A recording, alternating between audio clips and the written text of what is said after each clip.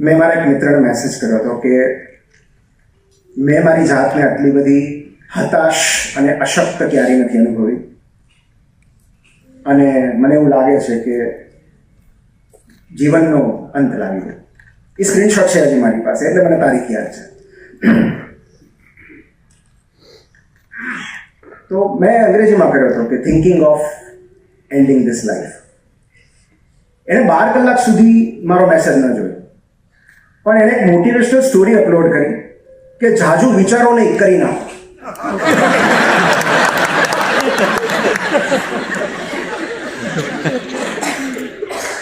એટલે પછી મને થોડો અવિશ્વાસ થયો કે ખરેખર આનો અભિપ્રાય લઉં કે નહીં. એટલે મેં કીધું જ્યાં સુધી બીજા કોઈની અપ્રુવલ ન મળે ત્યાં સુધી પોસ્ટપોન રાખીએ. જેમ આપણે હેલ્થ માટે સેકન્ડ ઓપિનિયન લઈએ, જેમ ડેથ માટે લેવો જોઈએ. ખરેખર મરવું કે નહીં એમ તમે કહો તો કંઈક કરીએ. એટલે મેં કીધું સેકન્ડ ઓપિનિયનની રાહ જોઈએ, કારણ કે ત્યારે જે વ્યક્તિ એ પરિસ્થિતિમાં હોય, એ અવસ્થામાંથી પસાર થતી હોય ને, તો એવું જ લાગે કે હું હોઉં કે ન હોઉં, આ જગતમાં કાંઈ ફેર જ નથી પડતો. હવે એવું કોઈ બીજું કહે તો તમને સમર્થન મળે ને કે ના ના બરાબર છે મારી વાત, પણ એવું કોઈ ભળ્યું નહીં. અને બહુ ઓનેસ્ટલી કહું તો ત્યારે બધા જ પ્રકારનું સુખ હતું.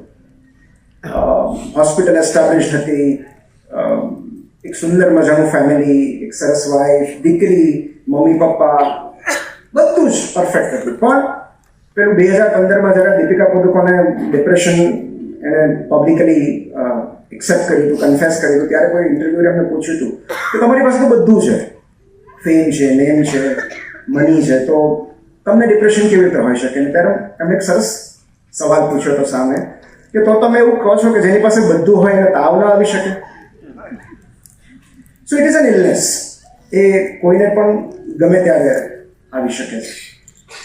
તો મને થયું કે સેકન્ડ ઓપિનિયનની રાહ જોઈએ, અને આ રાહ જોતા જોતા, બિકોઝ મને જે હતું એ હાઈ ફંક્શનિંગ ડિપ્રેશન હતું.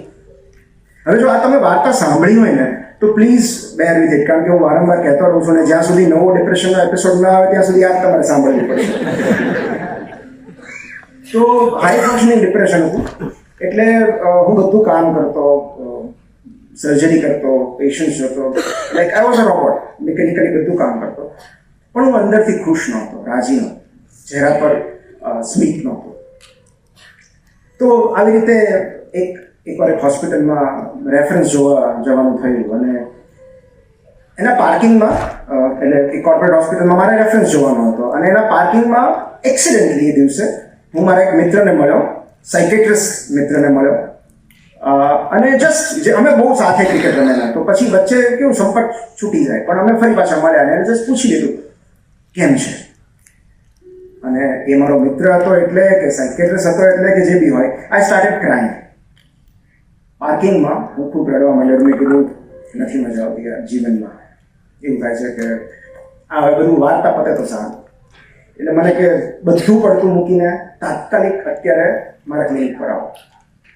મેં કીધું મારી અપોઇન્ટમેન્ટ છે અત્યારે નહીં, મારે અહીંથી ઉપડીમાં જવાનું છે, આઈ કેનોટ ડુ દેટ.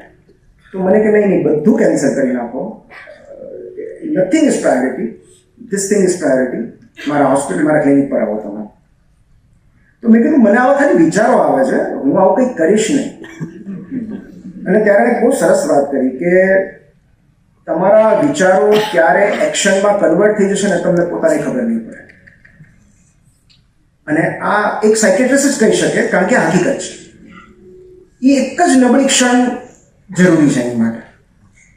તો મને એની વાત યોગ્ય લાગી, અને બધું પડતું મૂકીને હું એના ક્લિનિક પર ગયો, અને એનું ક્લિનિક 3જા માળે છે. ત્યારે એણે મને પૂછ્યું, મારા માટે ગ્રીન ટી મંગાવી, અને મને ગ્રીન ટી પીતા પીતા મને યાદ છે, એણે મને પૂછ્યું કે શું વિચાર આવે છે સાયકેટ્રિસ્ટનો. ઘણા બધા સાયકેટ્રિસ્ટ છે કે મન કેવું રહે છે, એમનો સ્ટાન્ડર્ડ ડાયલોગ છે. એટલે મેં કીધું સાચું કહું, અહીંથી નીચે કૂદકો મારવાનો વિચાર થાય છે.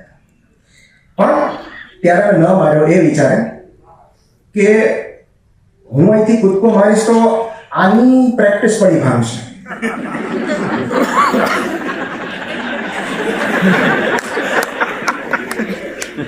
કારણ કે એક યુરોલોજિસ્ટ, એનો પાછો મિત્ર, હવે જો એની સારવાર નથી કરી શકતો એને સુસાઇડ કરતા રોકી નથી શકતો, તો બાકીઓને તો શું રોકશે? એટલે એની ગુડવિલનો વિચાર કરીને આઈ ડીડ નોટ જમ્પ. પણ પછી એણે મારું નિદાન કર્યું, મેજર ડિપ્રેસિવ ડિસઓર્ડર એવું કંઈક. અને પછી મને ઓસીડી પણ, મારે છે ને ભગવાન આપે ત્યારે બધું સાથે જ આપે છે, ડિપ્રેશનની સાથે એન્ઝાયટી, ઓસીડી બધું આવી જાય. તો પછી અમે દવાઓ શરૂ કરી અને within 15 days I was feeling good. 1-2 મહિનામાં તો I was back to my self, normal. પછી 6 મહિના મેં દવા લીધી, પણ પછી મને વિચાર આવ્યો કે આ તો મારો 4-5મો એપિસોડ હતો કે હવે પાછું ક્યાં, હવે દર 4 વર્ષે વર્લ્ડ કપ આવે પાછી રાહ જોવાની.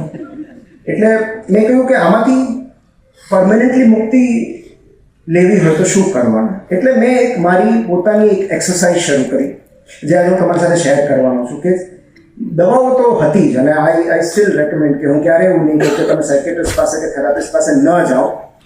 પણ ઘણા બધા એવા દર્દીઓ છે, અને સાયકેટ્રિસ્ટ પણ સ્વીકારે છે કે જેમનામાં એન્ટીડિપ્રેસન્સ કામ નથી કરતી. ઓર ઘણી બધી એન્ઝાઇટીની દવાઓ એ લોકો દવા આપે, બદલે રાખે, પણ અસર નથી કરતી. કારણ કે માત્ર એ સારવાર નથી, ઘણું બધું બીજું પણ જરૂરી છે. અને ઘણું બધું બીજું આજે હું તમારી સાથે શેર કરવા આવ્યો છું. તો એ હું તમને કહું એ પહેલાં મારે તમારી એક નાની એવી કસરત તમારી પાસે કરાવવી છે. તમે બધા આંખો બંધ કરો અને દિલથી એક એવી ઘટના કે એવો પ્રસંગ યાદ કરજો જ્યારે તમને એવું લાગ્યું હોય કે આ ઘટના મારું જીવન સમાપ્ત કરી દેશે. This is the end of life. બધું જ રૂઈન થઈ જશે, બધું બરબાદ થઈ ચૂક્યું છે અને હવે આગળ જીવન શક્ય નથી, દુનિયાનો અંત આવી ગયો છે. એક એવી ઇવેન્ટ કદાચ બધાના જીવનમાં આવી હશે. આ 5 સેકન્ડનો પોઝ એટલા માટે લીધો કે હવે રિયલાઇઝ કરો કે છતાં તમે આજે જીવિત છો. અને હું કેટલાક ચહેરા પર સ્માઇલ જોઈ રહ્યો છું. અને જો અત્યારે તમે એવી પરિસ્થિતિમાં હો તો 3 મહિના 6 મહિના પછી બીજી આવી ઇવેન્ટ થાયની રાહ જો, જ્યાં ફરીવાર તમને કોઈ આવું કહે. હું એવું નહીં કહું કે મેં એક હારે 600 જિંદગીઓ બચાવી લીધી, કારણ કે મને એક સરસ રમૂજ યાદ આવે છે કે એક અભિનેત્રી હતા, સુંદર અભિનેત્રી હતા. એમના ઇન્ટરવ્યુમાં કોઈએ પૂછ્યું કે તમે કોઈ ભલું કામ કર્યું છે? એટલે એમણે કહ્યું કે મેં 800 જિંદગીઓ બચાવી છે. પેલા નવાઈ લાગી કે કઈ રીતે? તો કે જો એમાં બહુ લાંબી સ્ટોરી છે કે એકવાર હું શિપ પર જતી હતી અને શિપના કેપ્ટને મને જોઈ સોમવારે, એને સ્માઇલ આપી, મેં બી સ્માઇલ કર્યું સામે. મંગળવારે એણે મને ડેક પર ઇન્વાઇટ કરી જ્યાં બીજા કોઈ પેસેન્જર્સને એન્ટ્રી નહોતી. બુધવારે અમે સાથે ડિનર કર્યું. ગુરુવારે શિપના કેપ્ટને મને પ્રપોઝ કર્યું. શુક્રવારે મેં ના પાડી. શનિવારે એણે મને ધમકી આપી કે આ શિપ પર 800 પેસેન્જર છે, હું આખી શિપ ડૂબાડી દઈશ. અને રવિવારે એને 800 લોકોનો જીવ બચાવી લીધો.